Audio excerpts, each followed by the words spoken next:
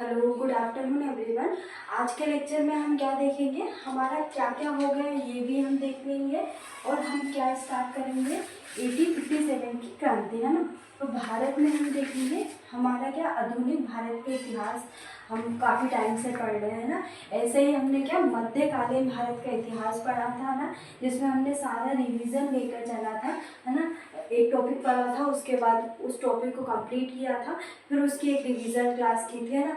इसके बाद second topic किया था, उसकी रिवीजन क्लास की थी, है ना। और फिर ओवरऑल हमने पूरा मध्यकालीन इतिहास का क्या किया था, रिवीजन किया था, है ना। वैसे ही हम नेक्स्ट हमारा टॉपिक रहेगा 1857 की क्रांति, है ना,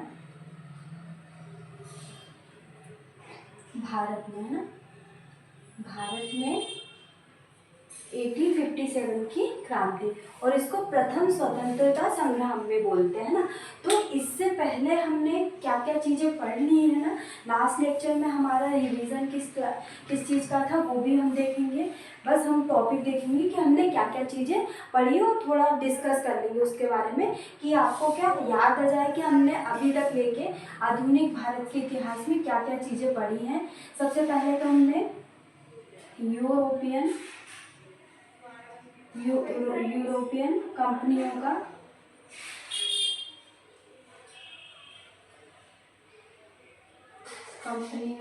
का भारत में आगमन देखा था ना, भारत में आगमन, है ना।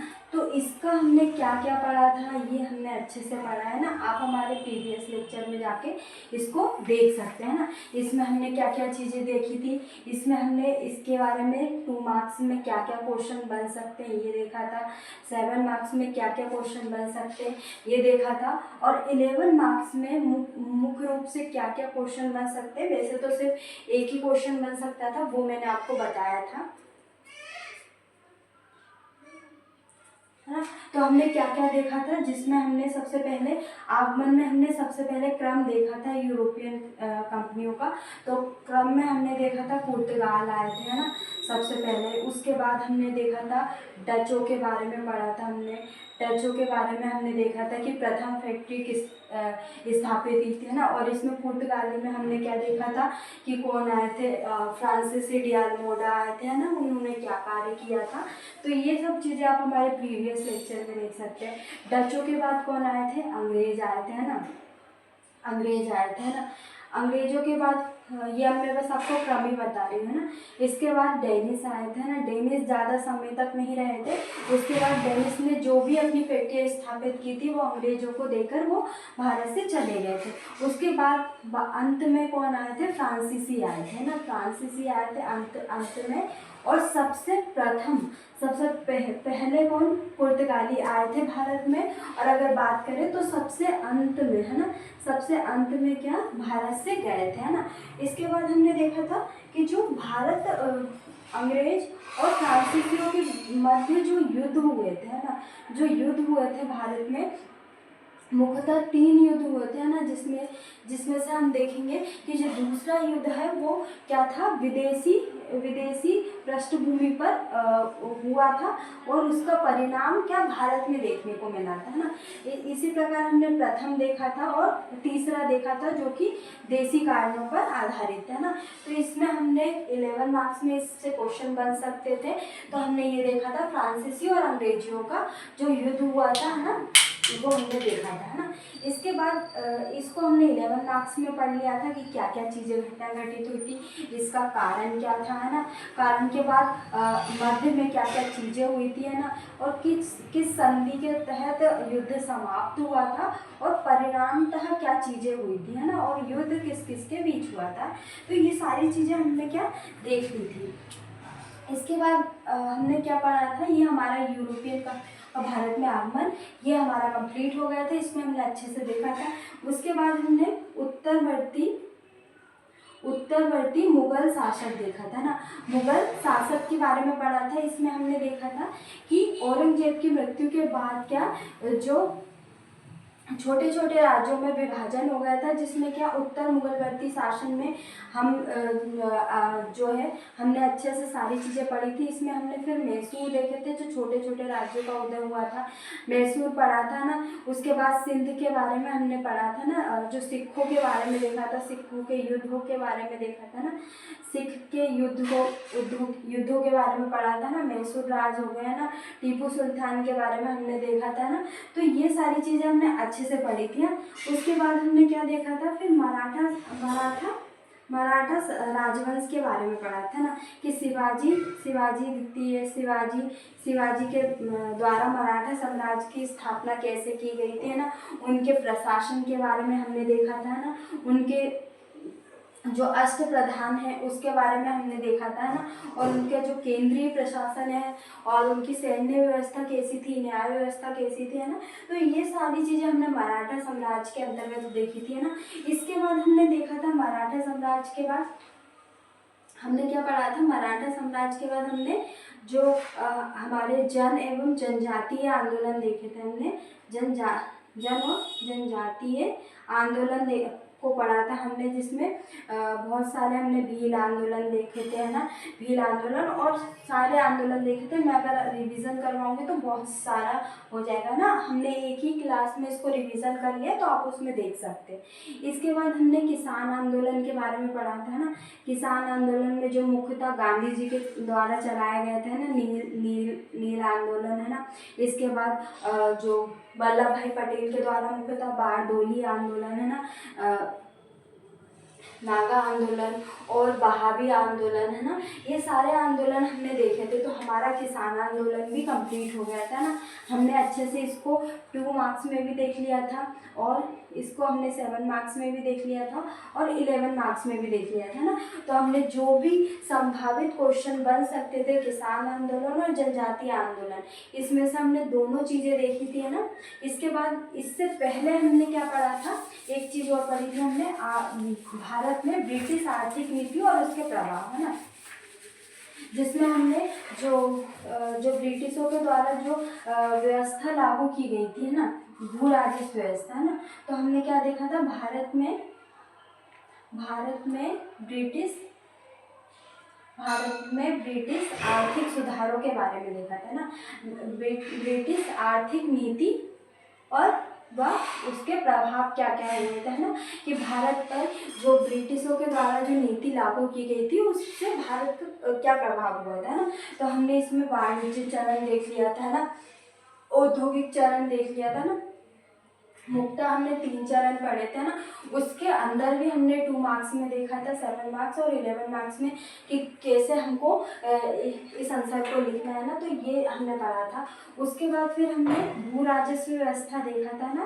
ब्रिटिश आर्थिक नीति में मुख्यतः क्या थी, भू राजस्व व्यवस्था, जो कि 4 भू राजस्व व्यवस्था थी, है ना। एक तो इजारेदारी प्रथा हमने देखी थी, है ना, इजारेदारी प्रथा देखी थी, है ना, स्थायी बंदोबस्ती देखी थी, है ना, स्थायी बंदोबस्ती देखी थी। इसके बाद हमने देखी थी महलवाड़ी, है ना, महलवाड़ी व्यवस्था देखी थी, और एक और हमारी जो व्यवस्था थी वो हमने देखी थी। तो हमने भू राजस्व व्यवस्था में ये 4 आर्थिक नीति पढ़ी थी, है ना, भू राजस्व में, जो ब्रिटिश साम्राज्य के द्वारा लागू की गई थी, है ना। इसके बाद हमने किसान आंदोलन देख लिया, जनजातीय आंदोलन देख लिया, और इसके बाद हमारा क्या टॉपिक था, धार्मिक सामाजिक आंदोलन ना, धार्मिक व सामाजिक आंदोलन, जो कि हमने लास्ट लेक्चर में इसका रिवीजन किया और इसको कंप्लीट कर लिया, जिसमें हमने मुख्यतः राजा राम मोहन राय को पढ़ा, राजा राम मोहन राय को देखा ना। राजा राम मोहन राय के द्वारा जो आत्मीय सभा और ब्रह्म समाज की स्थापना की, वो दोनों हमने देखा ना, अच्छे से इसका रिवीजन भी किया। इसके बाद आर्य समाज को पढ़ा हमने, रामकृष्ण मिशन को पढ़ा ना, जो कि स्वामी विवेकानंद के द्वारा स्थापित की थी, है ना। थियोसॉफिकल सोसाइटी देखा हमने ना, प्रार्थना समाज के बारे में देखा ना, और अखिल भारतीय दलित वर्ग की स्थापना किसने की है ना, हरिजन हरिजन सभा की स्थापना किसके द्वारा की है ना। इसके बाद हमने मुस्लिम सुधार आंदोलन देखे थे, है ना, मुस्लिम सुधार आंदोलन, जिसमें हमने अहमदिया आंदोलन देखा था, अहमदिया आंदोलन। इसके बाद हमने अलीगढ़ आंदोलन देखा था, जिसका नेतृत्व सैयद अहमद खां के द्वारा किया गया था। इसके बाद हमने देवबंद आंदोलन पढ़ा था ना, और कुछ फिर हमने सिखों से संबंधित आंदोलन देखे थे ना, उसके बारे में हमने पढ़ा था। इसके बाद जो ब्रिटिश साम्राज्य के द्वारा जो सुधारकारी कार्य किए थे, जिसमें हमने सती प्रथा को पढ़ लिया था ना, इसका रिवीजन हमने अच्छे से कर लिया, तो हम इसमें नहीं करेंगे ना। सती प्रथा, ठगी देख लिया था हमने। इसके बाद नर बलि है ना, इसके बाद शिशु बलि है ना, इसके बाद हमने विधवा पुनर्विवाह और हमने क्या देख लिया था, दास प्रथा देख ली थी, और जो संपत्ति आयु अधिनियम है, सारदा अधिनियम है, ये सारी चीज़ें हमने पढ़ ली थी, है ना। इसके बाद हमको आज के लेक्चर में क्या पढ़ना है वो हम देखेंगे, है ना।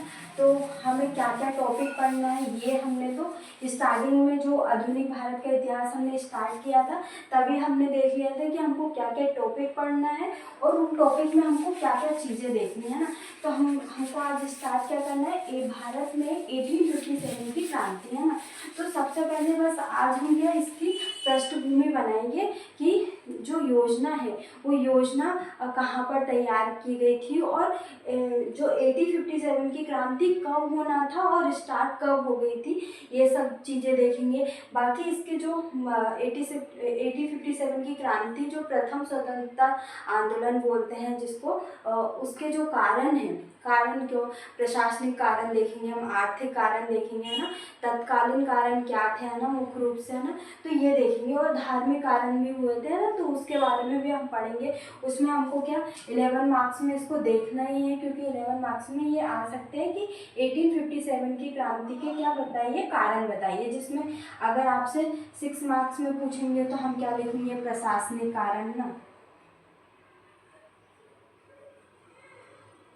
प्रशासनिक कारण, है ना। प्रशासनिक कारणों के बाद फिर हम धार्मिक कारण देखेंगे, है ना।